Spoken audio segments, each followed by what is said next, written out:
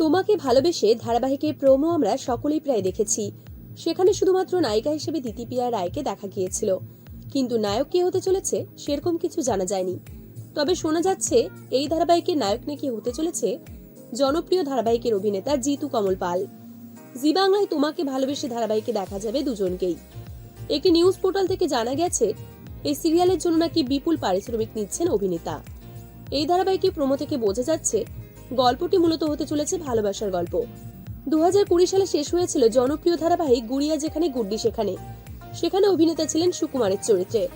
অন্যদিকে করুণাময়ী রানী রাসমণি ধারাবাহিকে রানীমা চরিত্রে ছিলেন অভিনেত্রী দিতিপ্রিয়া।